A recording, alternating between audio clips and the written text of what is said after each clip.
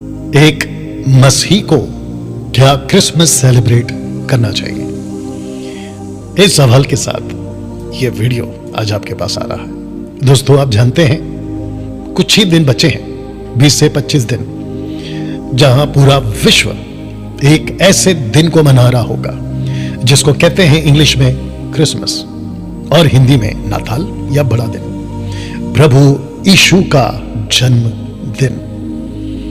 विश्व के किसी भी कोने में अगर आप चले जाएं और वहां पर अगर आप किसी को पूछें कि आज 25 दिसंबर है, 25 दिसंबर आज क्या है, तो सबके मुंह से आपको यही सुनने मिलेगा, ईसा मसीह का जन्म का दिन, the birth of Jesus Christ. दोस्तों, प्रश्न उठता है, जैसे आपने थंबनेल में देख लिया होगा, क्या मसीह की देह को, यीशु की कलीसिया को, यीशु की दुल्हन को, नई बादशाह के लोगों को, जो यीशु के राज्य के दास दासी बेटा बेटी हैं, क्या उनको क्रिसमस मनाना चाहिए?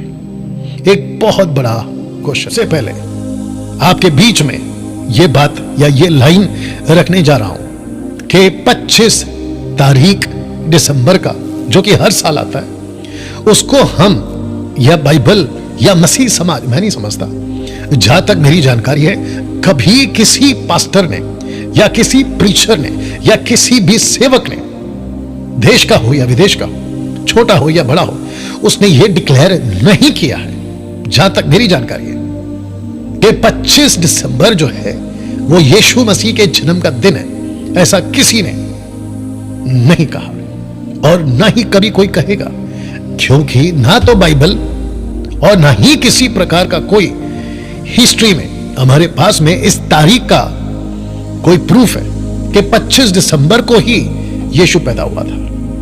नहीं है।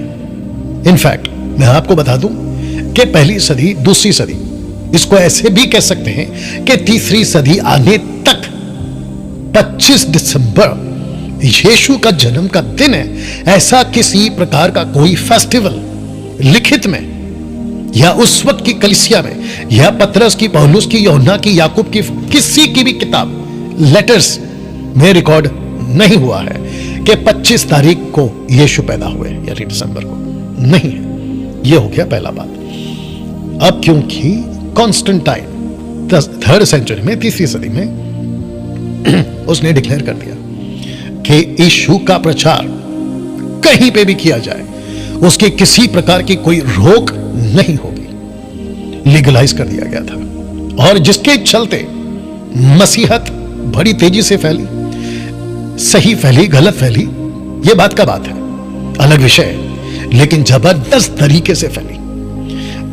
इस सदी में या उस दौर में क्रूस प्रसिद्ध हो गया, क्रॉस प्रसिद्ध हो गया, फेमस हो गया। जहां कहीं किसी के घर पर अगर क्रूस लगा हो तो पता चल जाता था कि यह ईसाई है, क्रिश्चियन है। किसी घर के ऊपर अगर क्रॉस लगा हो तो पता चलता था कि यह क्रिश्चियनों का गिरजाघर है, यानी कि चर्च है। ऐसा खूब फैल गया। उसके बाद युग बीतता गया, कई दौर आते गए, और उसके बाद आ गया प्रजातंत्र। जी हां, प्रजातंत्र। और उसमें अपने अपने कंट्रीज के लोगों ने, लीडर्स ने, भारत की बात करें, भारत का जो संविधान है, कॉन्स्टिट्यूशन, उसके अंदर कई धर्मों में एक धर्म जोड़ दिया गया, और वो है क्रिश्चियनिटी, यानी कि ईसाई। राइट? अब प्रश्न उठता है कि हिंदुओं का अपना त्योहार है, पंजाबियों का, सिख का अपना त्योहार है, मुसलमानों का अपना त्योहार है, फेस्टिवल है, वैसे सब धर्मों का, बुद्धिस्ट है, पारसी है, ईसाइयों का क्या है? तो ईसाइयों का 3 फेस्टिवल, एक है क्रिसमस 25 दिसंबर, फिर दूसरा आता है गुड फ्राइडे, वो चेंज होता रहता है उसके हिसाब से, और तीसरा है ईस्टर संडे, जिसको कहते हैं यीशु का पुनरुत्थान, जी उठना। जी हां, और उसके हिसाब से लोगों ने अपनी अपनी तारीखें घोषित कर दी और उसको मनाया जा रहा है। अब इसके बीच में एक बात और ऐड कर देता हूं कि चर्च कब जाएं।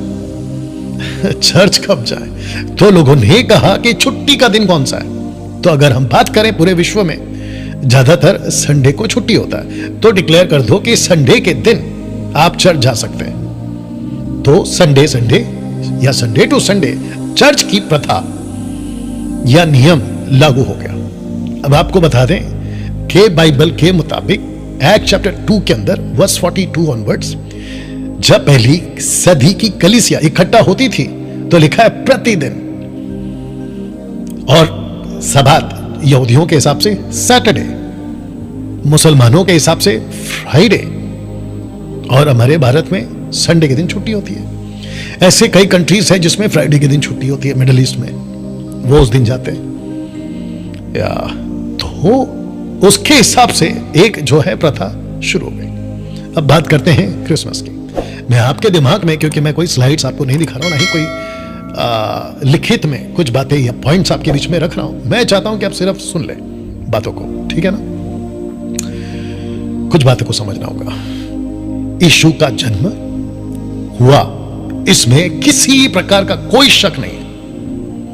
इनफैक्ट ज्योतिष, वो 3 थे 4 थे, ये बाइबल रिकॉर्ड नहीं करती है, लेकिन ज्योतिष वो आए थे हेरोदेस राजा के पास, मत्ती की किताब 2 अध्याय वचन 1 से, और उन्होंने कहा कि शास्त्रों के हिसाब से हमको बताओ।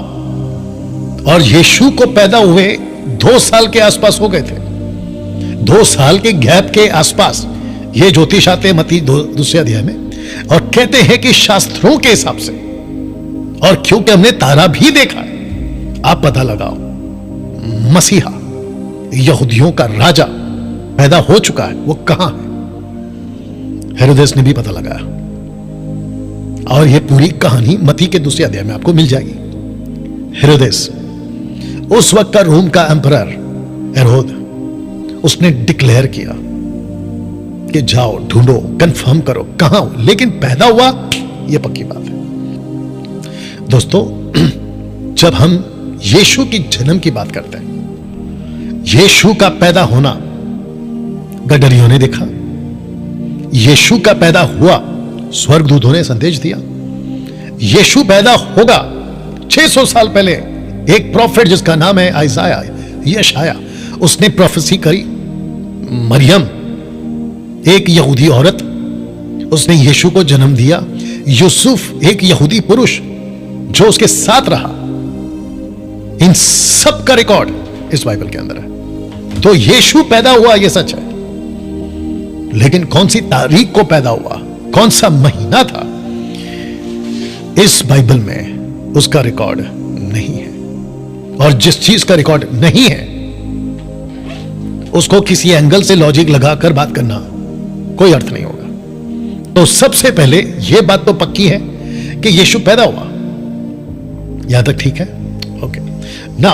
वक्त बीतता गया, आपके दिमाग में एक बात और डाल दूं। पतरस ने, फिलिप ने, स्टीफन ने, यीशु के 12 चेलों ने, और उसके बाद पौलुस ने, उसके बाद तिमोथी ने, तीतुस ने, किसी ने भी यीशु के जन्म के दिन को मनाने का या सेलिब्रेट करने का कहीं किसी किताब में कोई जिक्र नहीं किया है। तो इसका अर्थ क्या है?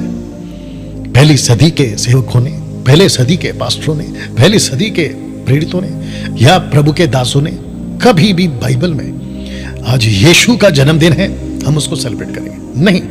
इनफैक्ट पौलुस क्या कहता है? 1 कुरिन्थियों 1 अध्याय वचन 23 में वो कहता है, मैं यीशु के उस कथा का जो क्रूस पे चढ़ा गया यीशु का मैं प्रचार करूंगा। पतरस ने यीशु का प्रचार किया। यीशु कौन था? यीशु क्यों आया? यीशु पृथ्वी पर क्यों आया?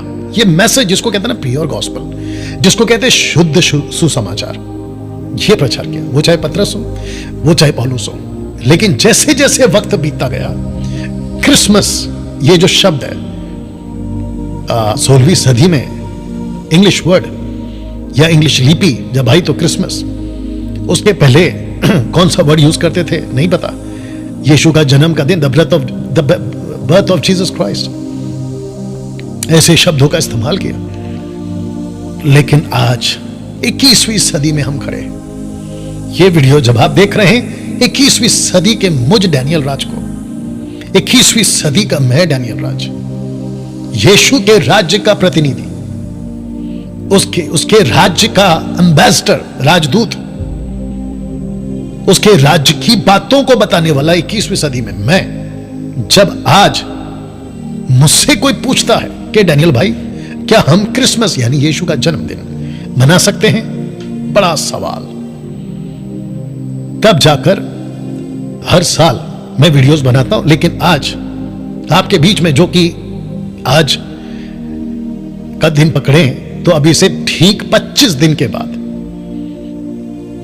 दिसंबर 25 तारीख को पूरी दुनिया क्रिसमस को सेलिब्रेट कर रही होगी। और ऐसे टाइम पर जिसने सवाल पूछा या जो पूछते हैं, और यह प्रश्न क्यों मैं जानता हूं यह प्रश्न क्यों, क्योंकि इफिसियों की किताब उसका 5वां अध्याय वचन 1, आप पढ़ लीजिएगा बाद में पॉज करके, लिखा है कि मसीह ने स्वतंत्रता के लिए हमें स्वतंत्र किया है, दासत्व में या दासत्व के जुए में, योक, उसमें वापस मत जाओ।